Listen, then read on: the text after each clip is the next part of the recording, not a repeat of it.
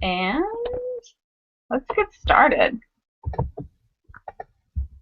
Hey everybody, welcome to the Doula Business Chat number 3. Today we are going to talk about the exciting topic of life on call.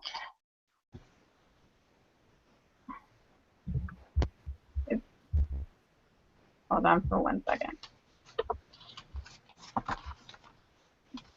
One minor technical difficulty. Okay. So, we're discussing life on call. We've got some awesome doulas that are brave enough to be on video with me at the bottom of the screen, and they can introduce themselves in just a second. And then we have some other doulas that are joining in the chat box. So hi to everyone in the chat box. Please feel free to ask questions or send your thoughts about the topic. I'm going to kind of go back and forth and check in and see if there's any questions out there and if there's any input. So you're just as valuable as our doulas on screen, but I do really appreciate our doulas that are bold enough to be willing to be on the video with us. I am Alice Turner. I don't know if I introduced myself or not. I'm owner of Your Doula Bag. I am currently on call, as I imagine almost everyone else is here.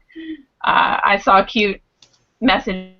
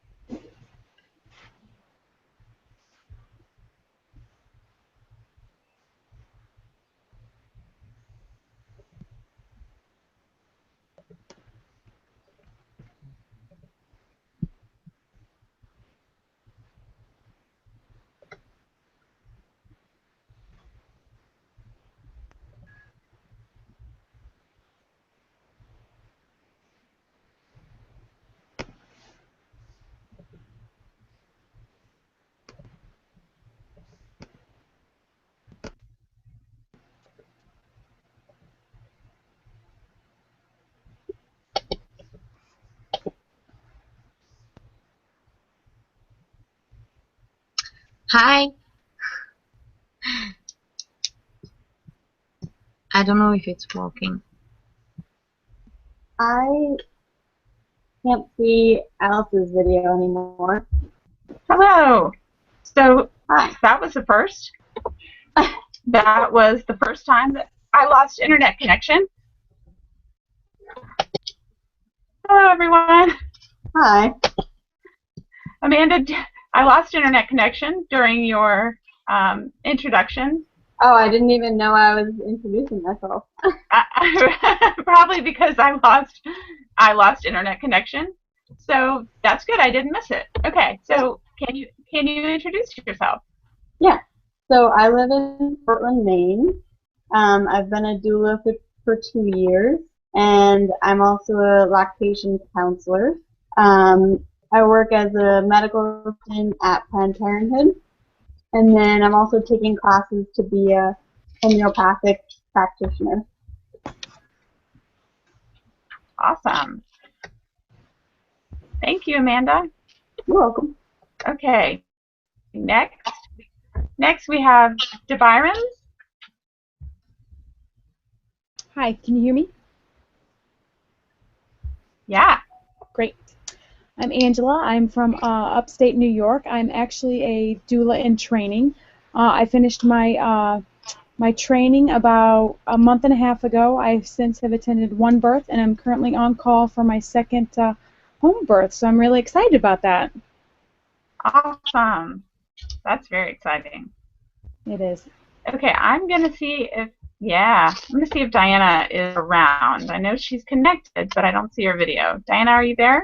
Yes, I'm here. Oh, there you are. Hi. Hi, how are you guys? Good. Let's hear about where you're from and anything you want to share. My name is Diana. I'm originally from Russia, but I live in Florida. I am a mother of 3 kids, and I've been doula for the last 2 years. And I'm not on call. I'm on call with my kids, but I'm not on call. But I'm excited, and the reason I got into this chat to learn something new. I always love to take extra classes, you know, to listen to other moms, what they have to say, other doulas, what they have to offer, because every person goes and see the birth in their own eyes and what they need to bring. And so I wanted to see how you guys see it, to be part of it, so I can learn something more. That's great. Well, thank you so much for being here. Thank you. Okay, now let's try. Can we try Frenchie? Let's see. She probably can't hear us. Hey, Frenchie. Okay. She's having technical difficulties. Well, we're very glad that she's here, and I'm sure she'll input in the box.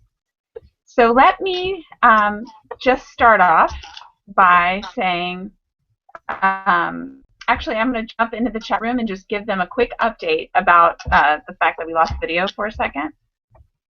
I Because think my video yeah. and my sounds are not at the same time. Yeah, Diana, I see you. Is this Diana?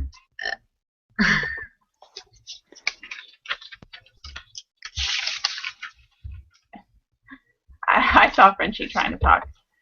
I love, technical difficulties. We got to roll with it. We're kind of like MacGyver anyway when it comes to birth, right? Trying different things, trying to make different things work.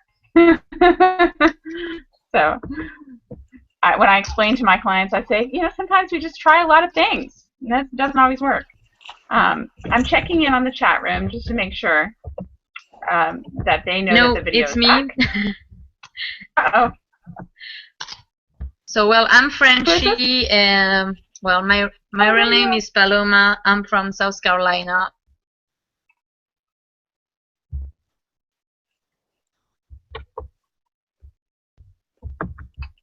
I think we lost. How's everybody out there? Good. I can hear you. Yeah, I can hear. Okay, cool. Awesome. Well, I'm checking on the chat, and I think it's messing things up a little bit. Okay. Awesome. I think it's back. Let's see. Not sure. Oh, hello. Is this Kathy? Yes, this is me. Hey, Kathy. We can see your image and hear your voice. We just don't see your live video. Would you like to introduce yourself? Yeah, Oh, there you are. Yeah. My name is Kathy Schumann. I am a childbirth educator and retired registered nurse with mother baby, like to death. And I am now starting off as a doula. So I'm very excited to do this work. It's part of my passion. So I can't wait to get it started. And I missed a little bit of this connection with you guys. I live up north and live in the woods, and we're very isolated where we're at. So I can't imagine, but I am starting to reach out a bit. I'm starting with a Traverse City group of doulas, at least just branching out. So that's that's important for me. And I also teach downstate childbirth classes. So, and I picked first doula client from downstate. She picked me, actually, and it was amazing. It was really good. But the backup doula, remember the last week's backup doula a couple weeks ago? Oh my God, I wish I would have had that a little bit before that. But yeah, it's real interesting. Oh no. Yeah. Support is real important. Good. Yeah. So here I am. Awesome. Well, thanks for being bold enough to join us on video. Yeah. And we have just been working on getting everybody situated and getting our technical difficulties. And I think we are ready to get out there and talk about life on call. Okay. And it looks like I'm going to just let the chat box know that they might need to refresh their page. And if anybody who's on the video has that page open with the chat box, make sure you close that and you're just looking at the Google screen, because there's a delay and sometimes an echo. Okay. I'm not sure where that's at, but I can just see you guys and hear you guys talking, and there's no delay. So okay. Well, then you're for set. me, it's pretty good. Awesome. Awesome. Okay, so let's talk about life on call. Life on call is hard, and it's actually the reason that a lot of doulas do not continue after training. It's the reason that a lot of doulas burn out or end up leaving the profession altogether. Mm-hmm. So it's very difficult, and being available to our clients, unlike a practice where they get whoever is having call that day, it is sort of a special thing that doulas have, that they're likely going to be the one that their client gets. So it makes the doula role unique, being on call, but also makes it difficult. And traditionally doulas did not share practice in groups. That is more common nowadays, but it in the past wasn't as common. And sometimes we're seeing new groups sharing call, and more and more doulas kind of finding that relationship is going to work for them, because it's so hard otherwise. And I wanted to talk a little bit about how most people share life or are on call about 2 weeks before and 2 weeks after, or maybe 1 week before and 1 week after. And so if we really look at that, I actually have my calendar behind me, as you guys can see. Yeah. It ends up feeling like we're on call all the time. Sometimes I'll see those posts in Facebook or messages, like when someone will say, "Oh, I'm off call for a week," and someone else says, "I'm never off call. My life has always lived on call." And it can, depending upon how many clients you have and how they're spaced, how long you're on call. And being life on call, not only does that mean living with your phone everywhere, right? Is anyone like obsessively checking their phone? Make sure it's on when they go to bed. Make sure the ringer's on. Make sure the ringer's on loud enough. Yeah. Yeah. That would be me. I check it, and then, oh, what'd you say? I've had such a hard time with my phone because of living in the woods where we live. I have mobile, and I've gone through every phone that they have, and when I tell a client that I want to be there for them, there's no excuse for them not to be able to get a hold of me. So this is 2015. This is the year I'm jumping in there, Alice and everybody, with all that I've got to give this a shot. And I want to make sure that if somebody needs me, they can contact me and they don't have a problem. Yeah, yeah. So, well, that's awesome. And I am like a lot of people. I got rid of my home phone, or I have a home phone, but we never use it. Okay. So I rely on my cell phone. Well, I will just share a little bit of life on call situation. I was on call for a client very recently, just the other day was the birth. And middle of the night, I was, texting with her. I called her. Well, I accidentally put my phone on Do Not Disturb, which I did not know was an option. Wow. Until I did that. Yes. So warning to everyone, do not do this. I woke up in a panic a couple hours later thinking, oh, she hasn't called me yet. And I looked at my phone, and I had a missed call from my client and a missed call from my backup that had been contacted. Oh, my gosh. Talk about panic. Panic. Everything worked out. I was able to get there and everything, but it could have been really bad. It could have been bad. So anyway, just sharing that even after 10 years, you can make some mistakes in your technology and people getting. I thought, okay, now I need a double backup. I need to give my husband's cell phone. I need to give some extra numbers to my clients just in case. Yeah. Yeah. So, okay, so life on call really comes with some limitations on how we can live our life if we're on call. Okay. Some of those, we talked about our phone, right, is always close by. Mm-hmm. We usually have to be close to our home, right? We don't usually feel comfortable like going far away for, maybe some kind of outing, or we're worried about it if we, are going on some activity that's far from home. Mm-hmm. We have to limit any kind of drinking of alcohol, right? We can't just have a couple glasses of wine at night. I remember one client a couple of years ago he was a chef and really into really good food and wine, and I went to their house for a prenatal, and he offered me a glass of wine, and I said, well, actually I'm on call, so I'm not going to have wine. And he just stopped in his tracks and he said, that means you can never have more than maybe one drink when you're on call? And I said, that's right. That's how I live. Yeah. And it was like a big eye-opener to him. He knew I was on call for them, but he didn't really realize what the impact was on our lives. Yeah. We also have to make sure we're taking care of ourselves, we're getting enough sleep. Mm-hmm. That's really challenging for me, and I'm sure for other night owls out there, that I like to be up late. And, if it's 1 a.m. and I'm on call, well, I've probably done myself and my client a disservice if they go into labor in a couple of hours, right? Yeah. So that's something to think about. There's also limiting activities, maybe not committing. If you know that you're the sole person in charge of something, you might be hesitating to commit to it. Activity with kids or any other hobbies, any other things that we're involved in our community. Mm-hmm.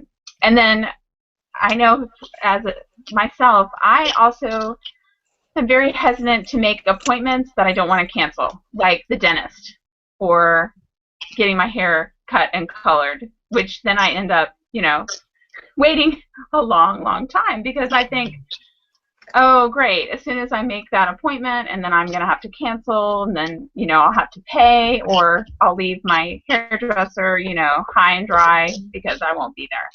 Yeah. So it definitely comes with challenges.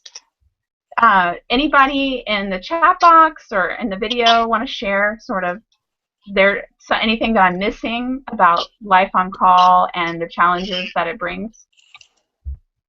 I think another hard thing is, I live with my partner, and whenever we want to go somewhere, we have to bring separate cars, because I don't want to drive in his car and then him have to drive back home if I get a call and I want all my stuff in my car. Mm-hmm. So I find that really challenging, having to drive your own car everywhere. Mm-hmm. Yeah, that's a really good one. Yeah. That almost speaks that, when you're a doula, there is no other life. You live, eat, breathe doula land. That's it. You don't have any other options. And that for me is not a problem because I'm retired from floor nursing. I teach prenatal classes and I get to give them my schedule a year out.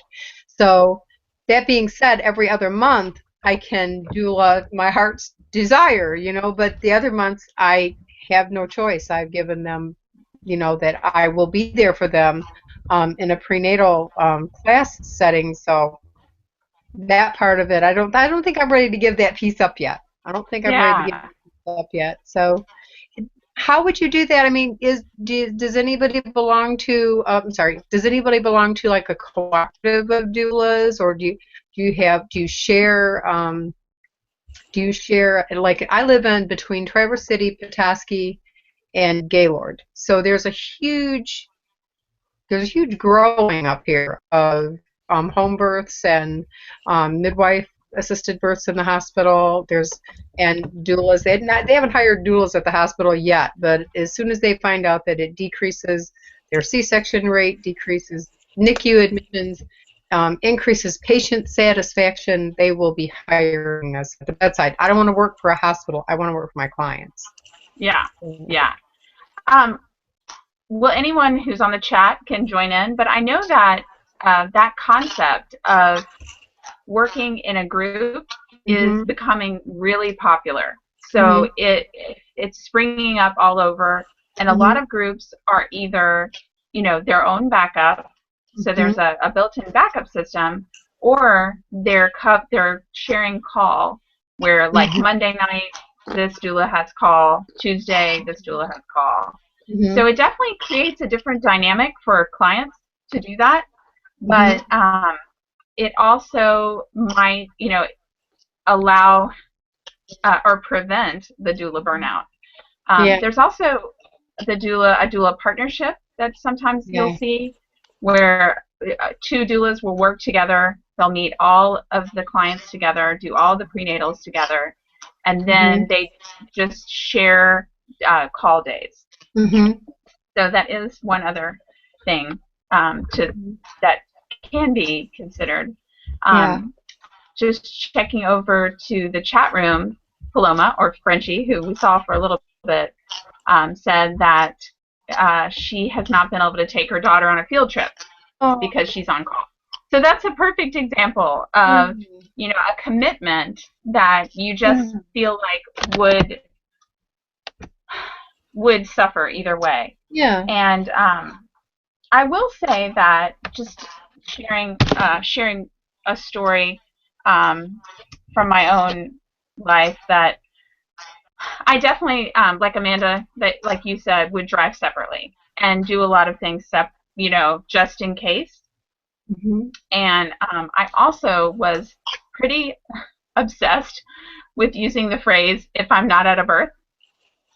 In that I would say it like to everyone. My friend would say, "Well, can you go on a run with me Saturday morning?" "Well, yes, if I'm not at a birth." My kids would say, "Yeah, can we have Friday night movie?" "Well, if I'm not at a birth." And then finally, I realized after enough eye rolling at me that I don't really need to add that, and that sometimes just adds stress. That maybe it's better to just, if I'm at a birth, to let people know at that time, and not always, have to plan every scenario that might happen if I'm at a birth. So at least personally, once I kind of got through that hurdle, it made my life and my relationships with friends and family a little bit easier to just kind of tackle that later.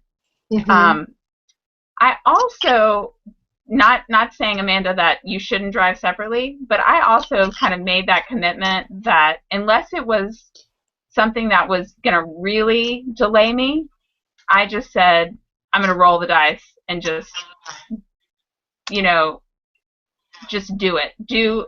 Behave as normally, and then if it just happened that I'd have to leave wherever I was, that'll be a one-off kind of thing.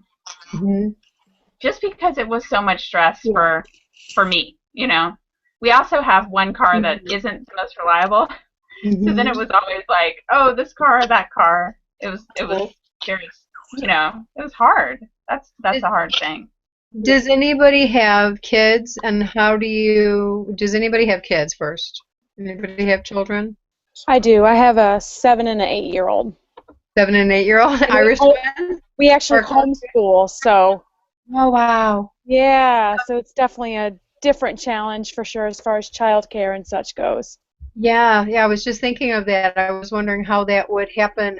I know being, looking back, 2 kids look in different ways, the way they think of it. My daughter thought, when do we matter? Because, Mom, you're always working.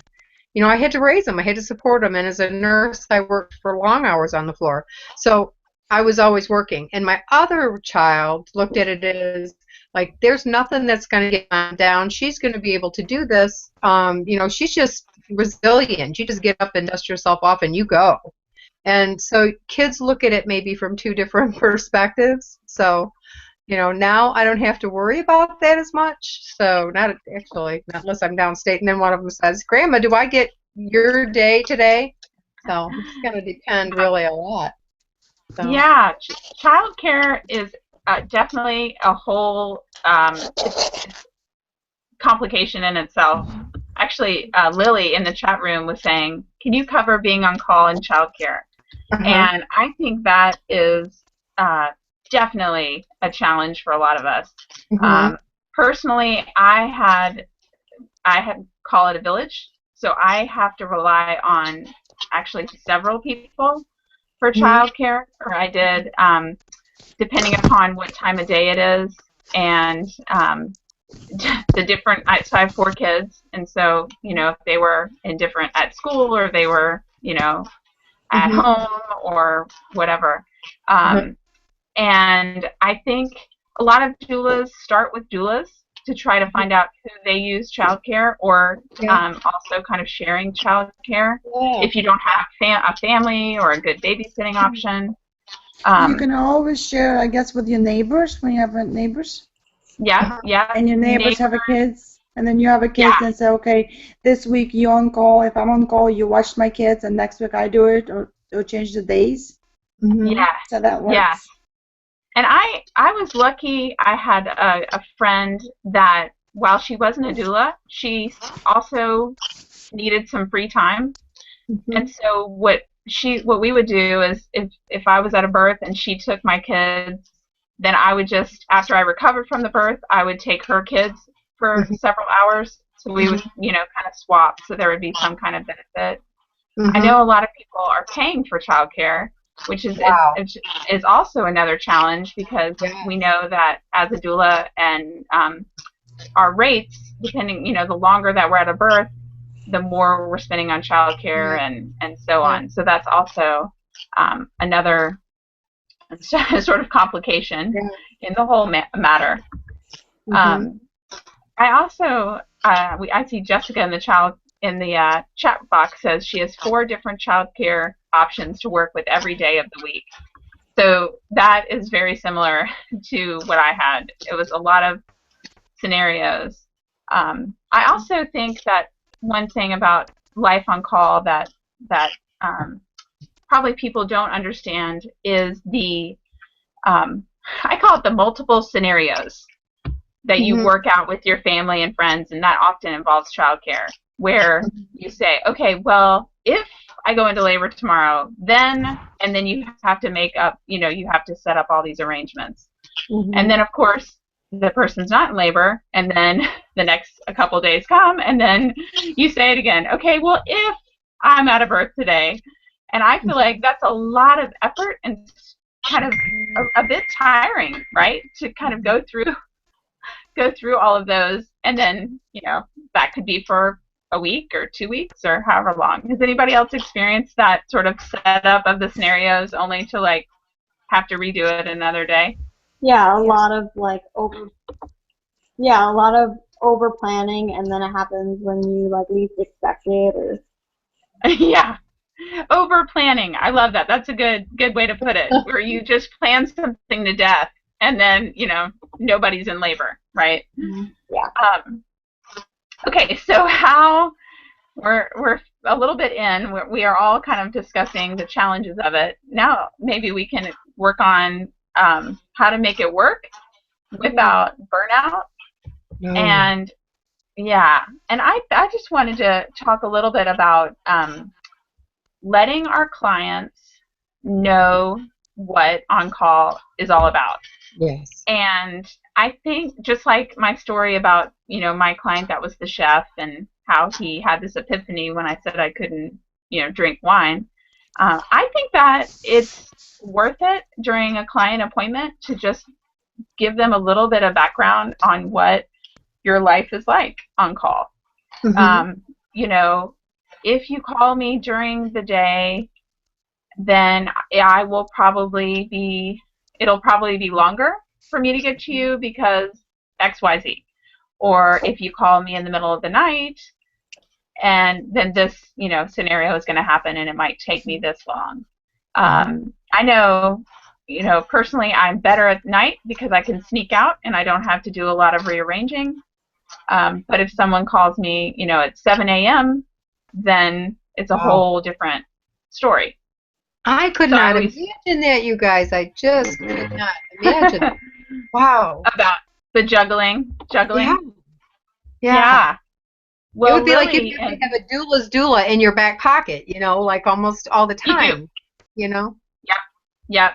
You really do. And just to add complexity, Lily in the chat room also asked about breastfeeding and doulaing. And that's also another challenge, which I talked a little bit about it. I forget at one of the chats, but it is I think it was the first chat that I missed. Yeah. I got to watch it later. It is its own challenge, definitely. But has anybody taken that approach to kind of talk to their clients about what on-call looks like and how available they are? Anyone have anything to share about that? Well, my first birth, and the only one that I had so far, was a client from a prenatal class. They texted me or they sent me an email, asked me if I would. I told them what are their dates, and I thought there may be a conflict of interest because it's also for a hospital that I teach at. So I made sure with their ethics committee that it was okay. I got the clear sailing from them, and then I sat down and talked to them about exactly what on-call means for me. Living 258 miles away from them, after as if they got to their 2 weeks before or 2 weeks after that, during that time, I would be on call for them 24/7, with the exception of one day that I had to teach a 3-hour class. Guess what day she went into labor? Oh, no. Actually, she was doing prodromal labor for a couple of days, like about a week or two before that as well. And she could call me at any time, and she knew that. There was no problem. But on that particular Monday, that she went in, they told her she had low fluid, they wanted to induce her. So all of her natural childbirth wishes and wants she felt were going down the toilet. So, but she did labor very well, and I was there with her from the time she told me that she needed me. I would take, naps when she was napping, not very far away from where she was at. And when they told me that they needed me to be there, like continuous, that's when I was there. My backup doula told me an hour before she was supposed to be there she wasn't coming. I felt awful. So, but the couple knew going in that this may happen, and they were absolutely fine with that. And my plan was to go to that class, teach that class, and come right back. Within an hour and a half of me being gone, they called a section. 2 days after labor. So I really, that was very, very difficult for her, and that was one of the, when you guys were going to talk tonight about backups or not, life on call, how do you handle that? How do you arrange that? I need all of the ideas that I can possibly get, because I never want to find ever that situation happen again. Well, for that day, you should have like a backup tool, I guess. Yeah, I thought I did. Well, that's true. Usually they recommend you have like a 2 backup tools. If one doesn't come through, usually have the other one comes through for you. Okay. Well, how do you guys do that? Do you guys have like a bunch of, not a bunch of, but like more doulas in your area that you could say, if your backup is not available, to call another? I had no other to call. I was it. Right. You usually like find friends, a group in your area. I personally don't have it. I go myself. If I can take it, I take it. But they usually recommend it like a 2 or 3, 2 usually do a backup of you. And you can say, hey, if I'm not there, if for some reason I can't show up or this day something happens, you usually have a 2 doulas backup. Try to call this one or that one. Okay. Yeah, so, I would say. Kind of back you up. Yeah. I would say that having a double backup, what I call it, is Mhm. a great way, a great situation to have, because you never know, especially if your backup is a busy doula. You might, want a backup to your backup. That definitely cannot hurt. Yeah. Yeah. So setting those expectations with your client is super important. Letting them know, I think it's also important to let them know if there's like a time of day that you're usually not available. So instead of trying to alter our life so much, just letting them know that your own situation. Like, for example, I used to take a yoga class that I loved that was 90 minutes, but in yoga, you can't bring your phone, right? Yeah. If anyone's had this scenario. So then I just gave up the class because I thought, well, that's 90 minutes. What if my client needs me at, at 6 o'clock to 7:30? That's kind of a time that sometimes people call. And then I realized, I'll just tell clients, hey, I take a yoga class Monday, Wednesday, Friday from 9 to 7:30.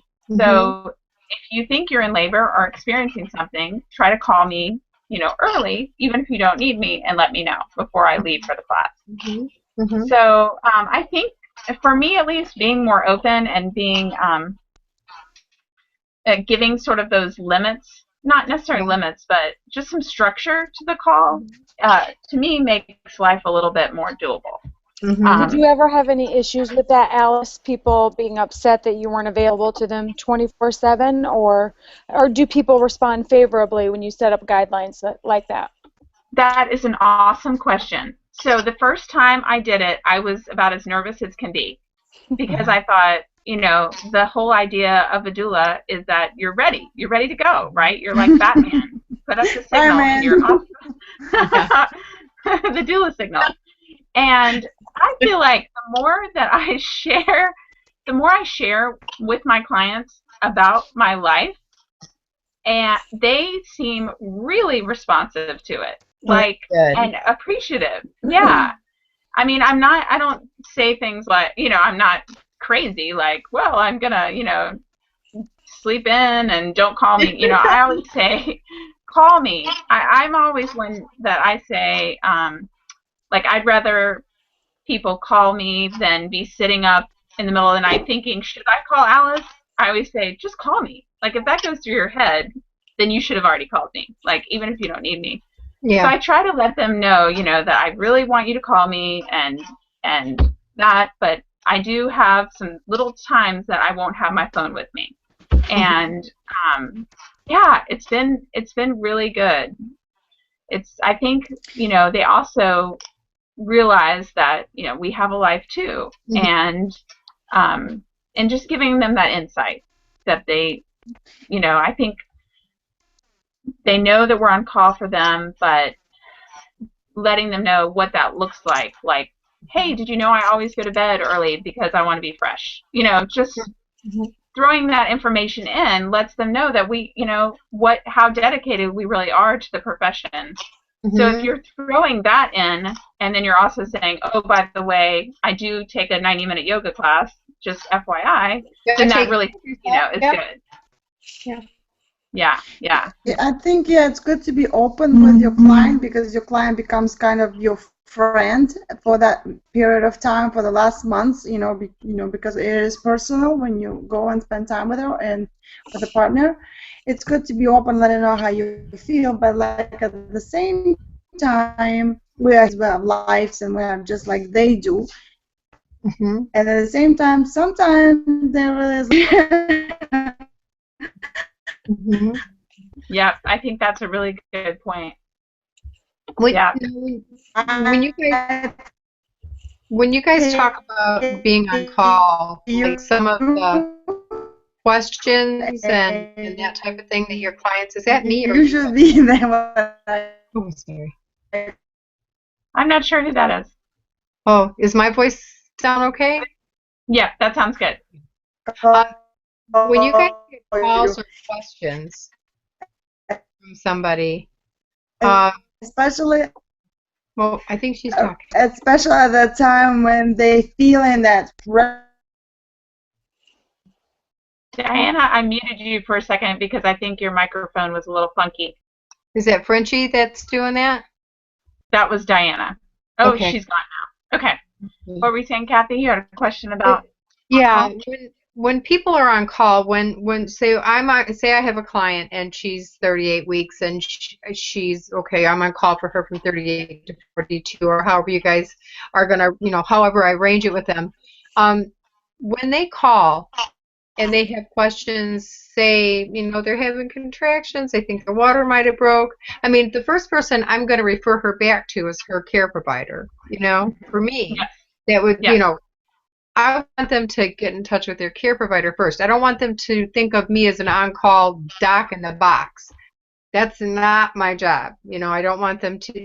How do you guys deal with that? How do you guys deal with those questions at 2 a.m.? I think my water broke. What do I do? I think Amanda. Yeah, I'm trying to think. Well, yeah, I definitely say, you need to contact your provider. That's really important.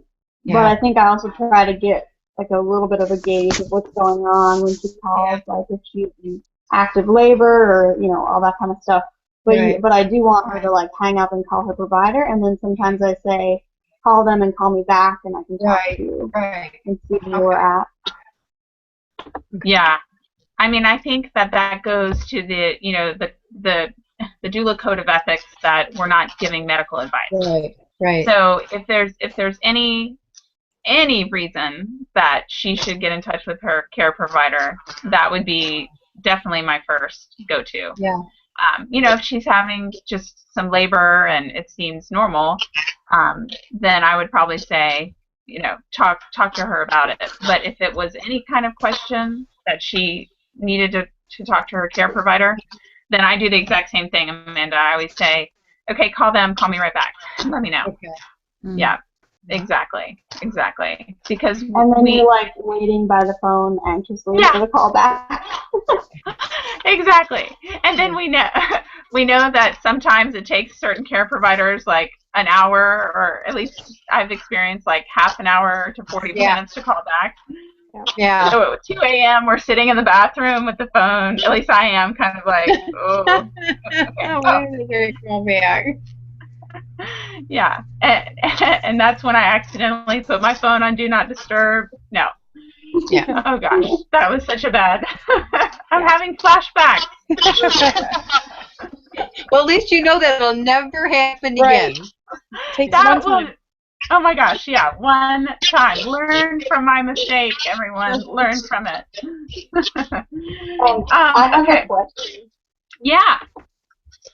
Let me switch to Amanda. I'm wondering what everyone's priority is when they get the call. Like if they eat first, or if they take a shower, or like what. I mean, I usually just try to eat something and then. Mm-hmm. Yeah, awesome question. Yeah. Well, I watched your video about what is in your bag. What's in your doula bag. So first of all, my bag is packed. I've got all those good little things in there for me that I'm going to need. And definitely getting up, taking a shower, unless it's like an emergent situation, I would think, and I have to get out the door. But get up, take a shower, stretch a little bit, get my bag together, and have my cup of coffee, and out the door I would go. Because I mean, you got to take care of yourself, or you're not going to be able to. What if that birth is 37 hours? Yeah. The stretching is a good idea. I didn't think about that. That is such a good idea. That's a very good idea. So I hope I'm not disclosing too much by saying I never take a shower before I leave. I've never done that actually either. Yeah. I do wear deodorant, and I'm usually clean, but I don't ever take a shower. That's so funny. I guess my priorities are coffee, and my husband bought me a Keurig for Christmas, so now I don't have to he always coffee maker. And I think somebody's loud. Okay. Hold on for 1 second. Kathy, I might mute you for a second. Oops, where am I getting it from? Hold on for 1 second, guys.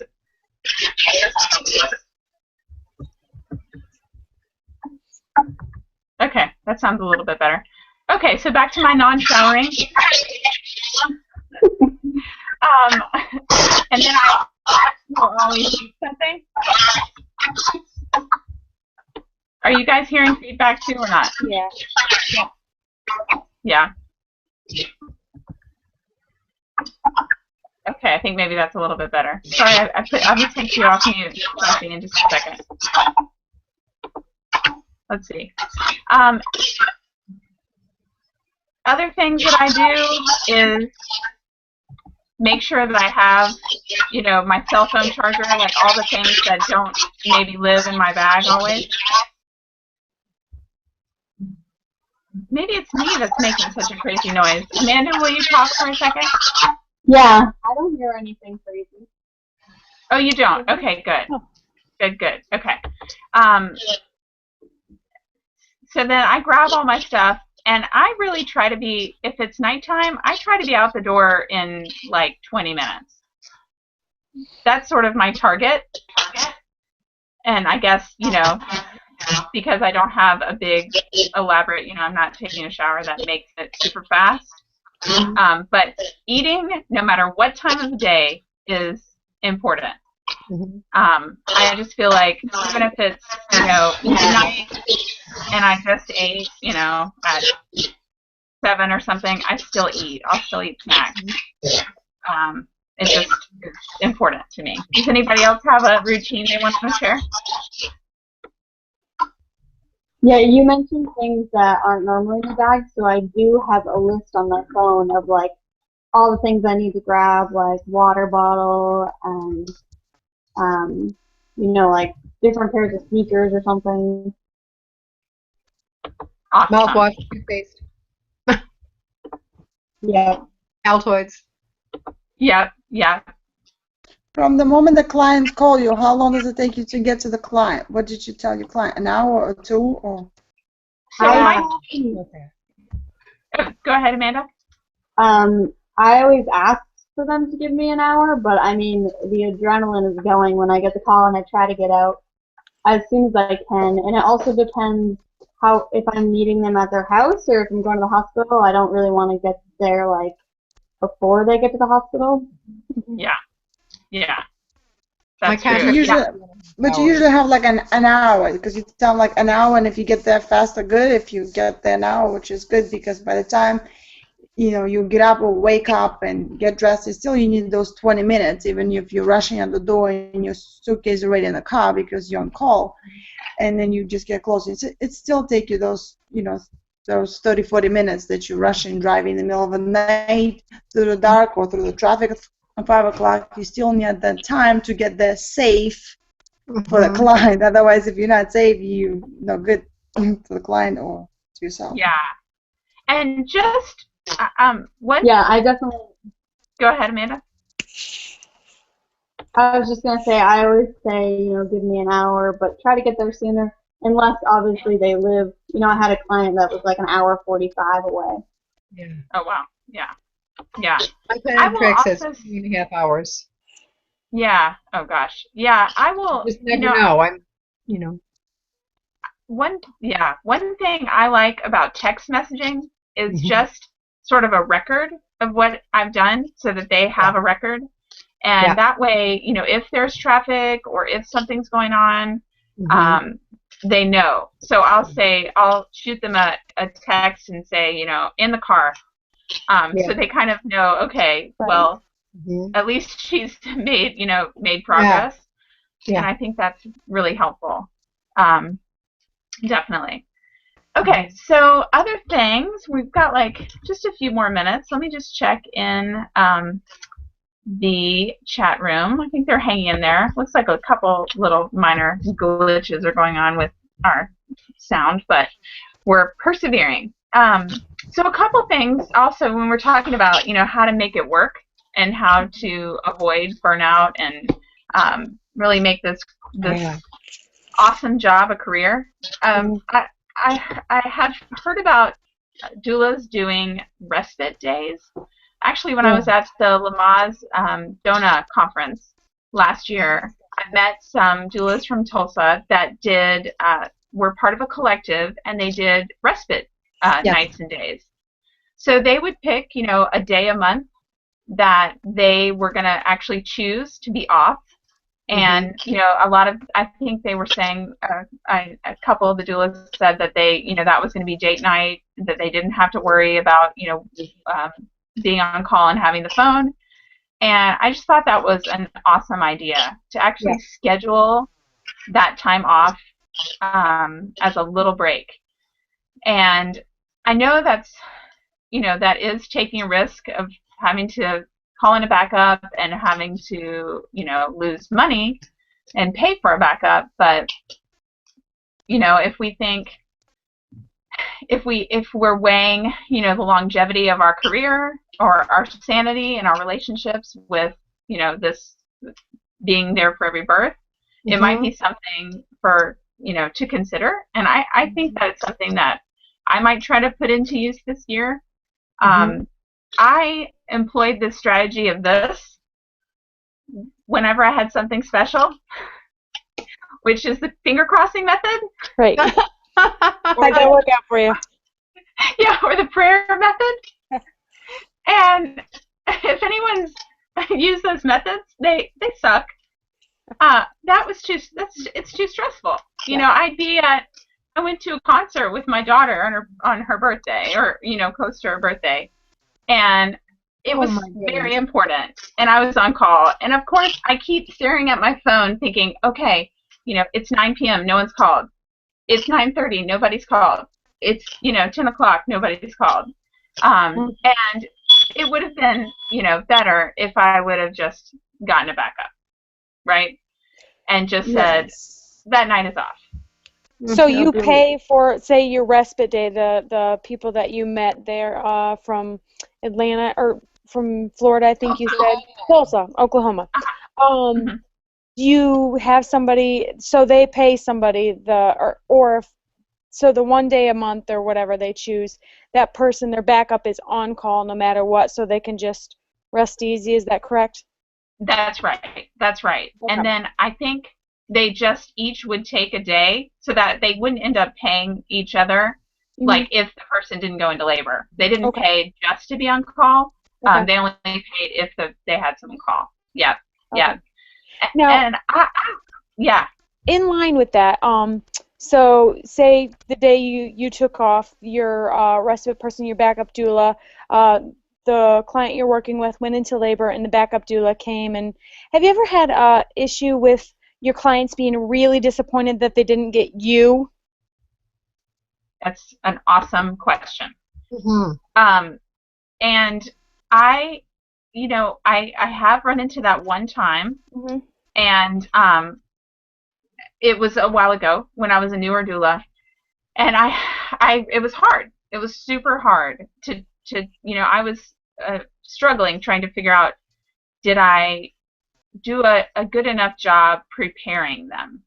And I don't know the answer to that, if I did or not in this particular case. But since then, I really try to let my clients know that even though it's rare, it definitely happens. Right. And so, it is a small percentage of the time, but it will happen. It's happened before, and it'll happen again. And I try to say, I backed up. I was at 5 births last year, backing up other doulas. So, I let them know that it does happen. So I also have been the backup doula when I could tell that maybe the clients that I show up, that they look at me and, say, oh, you're not our doula.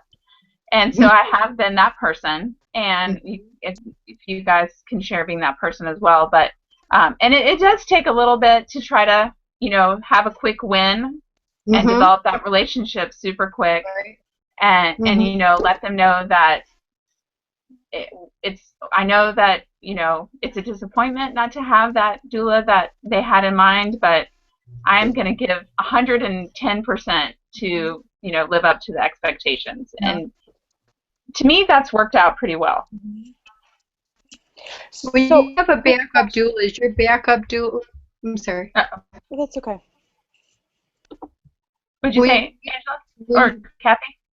When you guys do a backup, like say you need a backup, say you just needed a backup until you could get there. I mean, there was a logistics problem, and say my patient or my client is 200 miles away from me, and my backup gets there, and then I could take over when I get there. Do you guys do that, or when somebody shows up for the backup, do they just do the whole thing? How does that work? So I'll share that we do the whole thing. Okay. I think unless, because, well, usually, as a mom, I think a laboring mom doesn't necessarily want to like start with one doula and then go to another doula. Okay. I think, I think the call is really on what's the preference for the mom. Okay. And the family, right? So maybe it would be a preference to go back to the original doula, but Okay. I feel like usually in the cases where I've backed up, the doula I'm backing up is, just leaving a birth that she's been out for hours. So she's not very fresh anyway, to have to come in and sort of jump in and take over. Okay. To me, I think it's better for most clients to just stick with that, doula that they're with. Uh-huh. Yeah. You usually discusses with the mother. Yeah. Angela, I know you've been waiting. That's okay. Oh.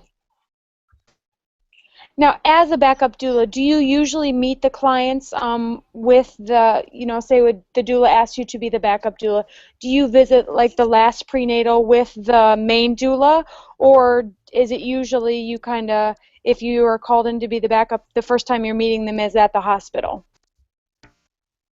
No, you want to tell the mother in advance, I think. You do, like, say, you as a doula, you go and you talk to her and you say, if for any reason I cannot make it, I have a backup doula that I can schedule next time I can come to you, she can come with me and you can meet her so you're aware who's going to show up. Mm-hmm.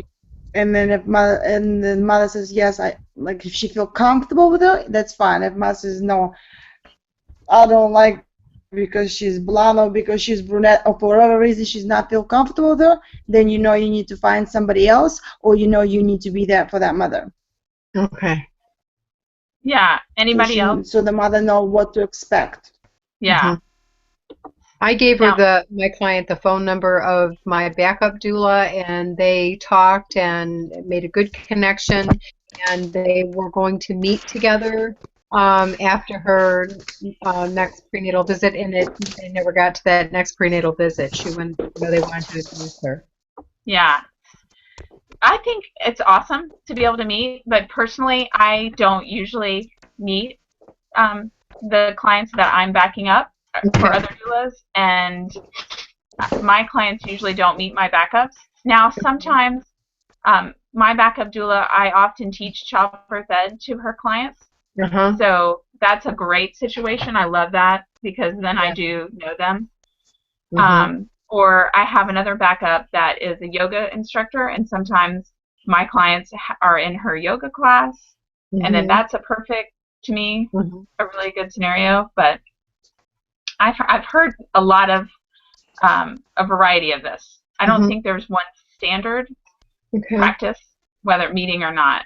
I do know that some doulas that regularly meet their backup, if they're backing up someone, they actually get compensated for that. So they get a payment. Like an on-call. Yes. Exactly. Because it's a couple hours or an hour or so of time, not to mention driving and all that. There's a question in the chat I wanted to just ask. Lily was wondering, she says, has anyone been on call for a volunteer situation where you go in and it's the first time you've met? So that's an interesting question because you are spending your time for a birth that your backup doula or the doula you're backing up is actually volunteering her time, so isn't being paid? So that's a great question. It is. Yeah. Yeah. I would say that would take a lot of upfront discussion. And, you know, a mutual decision to know whether how the doula, you know, if you're the one going in for a volunteer situation, if you're comfortable with that, also volunteering, or if you need some type of compensation. I would say that would definitely need to be discussed and really ironed out up front. Like in a contract. In a contract, yeah. I haven't seen the contract yet. I wanted to take a peek and peruse that contract. Yeah. I have two things this month: the peanut ball and the contract. Those are my two things to do this month. I love it. Those are good ones. Yeah. Okay, let me read real quick. Okay. Mallory has something good in the chat. She said, "What about giving the mom a chance to video chat with the backup doula? Would that work for any of you?" And I love that. Yeah. Great So idea. it would be, yeah, it's a great idea. So it's just like we're talking now. Yeah. Right? Get them on a Google Hangout so they see your face. They sort of see your personality. I love that. Mallory, I'm doing that. I Skyped with my client for 2 weeks. 3 weeks, actually. Yeah, that's so, I mean, by Facebook and Skype. That's awesome. We need to take advantage of the technology, right? Yes, absolutely. I love this. Yeah. And then Kelly in the chat box says that she had a birth. She was backing up, where she was going to have a consultation. I don't know if she was back up or she just hadn't met the client, and they met at the hospital for the first time. And it was one of her favorite births that she was able to just make that connection, it sounds like, really quick. So even though going in as a backup, I feel like can be a little bit scary, and you know, opening that door for the first time and introducing yourself, sometimes that can be just a really cool experience. Okay, so we're reaching right about an hour. A couple of things. Let me look over my notes that I wanted to talk about. So I know we talked a little bit about sharing calls. I just wanted to mention some pros to that and some cons to that, just because we've just touched on that subject. So that would be, you know, being in a group or being with other doulas that you share actually nights of the week or days. So the pros would be, you know, the pros that I could think of would be it's easier to schedule your life in that way, helps prevent burnout. And then the clients usually end up knowing the people, the backup at the same, you know, as well as the primary. So like if you were in a partnership with one other doula and you guys each met all the clients, then they know their backup just as well as their primary. So they've got two people they really know. And then cons, I would say maybe the relationship isn't quite as close because they don't have a very firm understanding of who's going to be there. And so they're not really sure. And then the other, I would say, con would be that it's kind of like their practice. Like a lot of people are in a practice where they don't know who's going to be on call. Yeah, they don't know who they're going to get. Which midwife or which doctor is going to be on call. So, which is, you know, kind of unique to being a doula. So I think it's something to think about and explore, and definitely explore the respite days. Think about how to really communicate. Yeah, how to communicate with our clients to make sure they know what's on call, and then think about, you know, sharing a little bit of extra information about when we're not available, just so that we can try to continue somewhat of a normal life and less of the situation, right? Any remaining thoughts or questions from anybody on the video? Or anyone in the chat box? I just wanted to say two more things. I think it's really good to set boundaries for yourself, as hard as it is. Last year I was on call for like most of the summer, and then I decided to give myself a break in like October, but that's of course when I got a ton of phone calls, and I just said, no, I'm taking a break. I can't do it. And then I also think it's really important to like have a massage or some kind of like I do craniosacral therapy after. Like just really treating yourself when you're not on call because That's right. you really need to treat yourself first. Doula. Yeah, taking care of you. I love that. Those are both awesome. Yeah. That self-care is going to be its own chat. I'd love to talk about how people make it work. Yeah. I probably shouldn't lead that one. I'm not great. I've got to admit. I'll have to maybe be in the chat room hiding or something with my cup of coffee at 10 p.m. Right. Yeah, I'm on call. Yeah, I think I got good at it because it was really hard to be on call through summer, and I missed a lot of things, and it's just so I just learned to set those boundaries because I'm gonna burn out if I don't. Yeah. And that is really one of the reasons I wanted to do this topic and the backup topic, because I do hear about so many doulas that burn out, and we don't need these doulas to burn out. This is an awesome profession. We need doulas to stay around. Especially. I think I see the second career coming there. I think that's the doula in your back pocket. It's like, gosh, I mean, that would just be amazing to, know that you have that support and that you have that person to be there for you. That just would, if your job is the major job that brings money into the house and you are counting on your income, then that rocks to make absolute awesome sense to do that. That really does. Yeah. Or get a cooperative or something. Right. Totally agree. Mm-hmm. So, okay, thank you, everyone, for spending your time over an hour on the chat and on the video. It's so, I really enjoy it. Yeah, thank you for putting it on. I appreciate it. Yeah, great. So, where's everybody from? Real fast. So, Amanda, I'll click to you. I live in Portland, Maine. Well, hi, Amanda. Hi. So, Portland, Maine. And Angela? Saratoga, New York, but I'm actually from Constantine, Michigan, which is semi where you're at. Salona, Michigan? Wow. Cool. Diana, where are you from again? Florida. In Florida. Cool. And Kathy, you're in Michigan?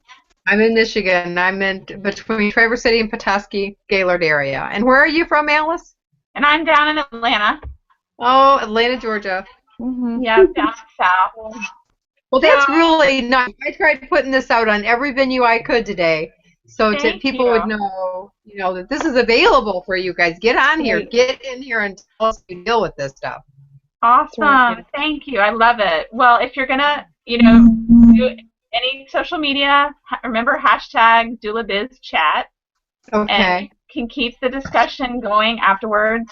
I'm gonna put together all my notes from the chat on our blog tomorrow, so so you can watch the replay and link to it and all that fun stuff. Yeah, and then we can see each other again at the next Doula Biz chat, which I forgot to look up what our next date is. I already have it set up. Actually, I'm not going to give the date because I think that I might have to change the time. I have a couple of people overseas.